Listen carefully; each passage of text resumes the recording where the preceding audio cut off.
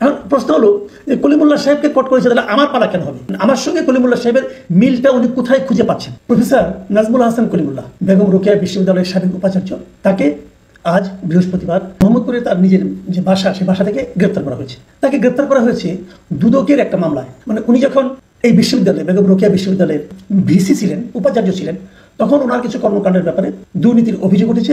সেই অভিযোগে তাকে গ্রেপ্তার করা হয়েছে। দেখুন, আমার নামে দুদকের কোনো মামলা নেই, আমার নামে কোনো বিষয়ে কোনো মামলা নেই, কারো কোনো মামলা নেই, আমি একজন মামলাহীন ব্যক্তি। আমাকে চলে যেতে হবে কেন? এই প্রশ্নটা কিন্তু আমাকে খুব টাচ করছে। তাহলে কলিমুল্লাহ সাহেবের সঙ্গে ওনারা কোথায় মিলটা পেলেন? মিলটা এক জায়গায় পেয়েছেন, সেটা হলো কলিমুল্লাহ সাহেব বিভিন্ন টকশোতে যান এবং বিভিন্ন কথাবার্তা বলেন। আমিও বিভিন্ন টকশোতে যাই, আমিও কথাবার্তা বলি। কলিমুল্লাহ সাহেব আমার চেয়ে বেশি বেশি যান, দেশে বিদেশে। ওনার প্রচুর ওনার ভক্ত টাইপের লোক আছে, ওনার কথা শোনেন। ওনার কথার মধ্যে অনেক সময় উনি এমন কিছু কথাবার্তা বলেন যেটাকে অনেকে আক্রমণাত্মক মনে করতে পারে, অনেকে গুজবও মনে করতে পারে। কিন্তু আমি ওনার সঙ্গে আলাপ করে দেখেছি, উনি আমাকে বলেছেন যে আমার কাছে ইনফরমেশন নাই, ডকুমেন্ট ছাড়া আমি কোনো কথা বলি না। এটা ওনার ভাষ্য।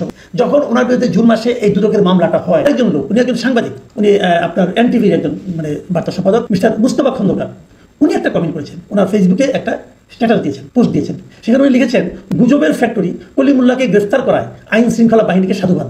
উনি কলিমুল্লাহ সাহেবকে গুজবের ফ্যাক্টরি হিসেবে অভিহিত করেছেন। যেহেতু কলিমুল্লাহ সাহেব প্রচুর গুজব ছড়ান, গুজবের ফ্যাক্টরি, ওনাকে যেহেতু আটক করা হয়েছে, এই জন্য যারা আটক করেছেন তাদেরকে উনি ধন্যবাদ দিয়েছেন। কিন্তু মুস্তফা খন্দকার সাহেবকে আমি জানি উনি কেন এটা লিখেছেন। আমার কাছে ওনার লেখাটা এই জিনিসটা পছন্দ হয়নি। উনি কেন সেটা আমি বলি, ওনাকে তো এই গুজবের কেন গ্রেফতার করা হয়নি? ওনাকে যদি আপনি যদি মনে করেন গুজবের ফ্যাক্টরি, আপনি যদি মনে করেন ওরা কথা বলে গুজব, কোনো তথ্য নাই, কোনো ভিত্তি নাই, যদি মনে করেন আপনি, সেক্ষেত্রে ওনাকে যদি এই কারণে গ্রেফতার করা হতো তাহলে আপনি আনন্দিত হতে পারতেন। তা তো হয়নি। ওনাকে গ্রেপ্তার করা হয়েছে আরো অনেক আগে। উনি আপনার রোকেয়া বিশ্ববিদ্যালয়ে ভিসি হিসেবে ছেড়েছেন, সেটাও তো প্রায় কয়েক বছর হয়ে গেল। এই সময়ের একটা ঘটনাকে কেন্দ্র করে গত মাসে জুন মাসের 15 তারিখ ওনার বিরুদ্ধে মামলা করা হয়েছে। এই মামলায় ওনাকে আজকে গ্রেপ্তার করা হলো। এখন আমি যদি বলি যে উনি ওই ভিসি পদ ছাড়া, উনি যখন ভিসি ছিলেন, করা হতো উনি হয়তো সরকারের সুবিধা, আওয়ামী লীগ সরকারের সুবিধাভোগী একজন লোক। এবং ওই পদ ছাড়ার পরে আমরা দেখেছি গত সরকারের, আওয়ামী লীগ সরকারের শেষ দিকে উনি কিন্তু আওয়ামী লীগের প্রচুর সমালোচনা করতেন এবং সেগুলোকে বাহবা যেত। যদি গুজবের ফ্যাক্টরি হয় তাহলে তখনও গুজব ছিল, তখন সেটাকে সবাই ভাবা যেত। আবার যখন এই গভর্নমেন্ট আসলো, ইউনিসেফ গভর্নমেন্ট আসলো, তখন উনি অনেক কথা বলেন যেগুলো নাকি সরকারের সমালোচনাই হয়, সরকারের বিরুদ্ধে যায়। আমি বুঝতে পেরেছি মুস্তফা খন্দকার এগুলো তো গুজব মনে করছেন। সমস্যা নেই, মনে করতে পারেন, ওনার যদি তথ্য থাকে মনে করতে পারেন।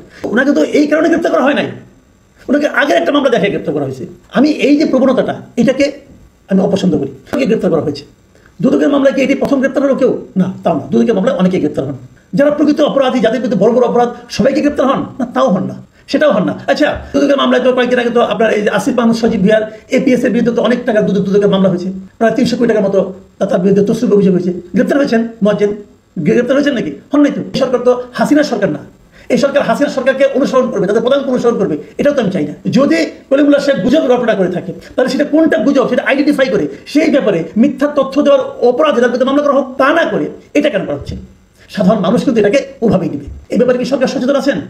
আমার মনে হয় থাকা উচিত। তাহলে এগুলো পরবর্তী সময় কিন্তু থেকে যাবে। এই উদাহরণগুলো, এগুলো কোনো ভালো উদাহরণ নয়।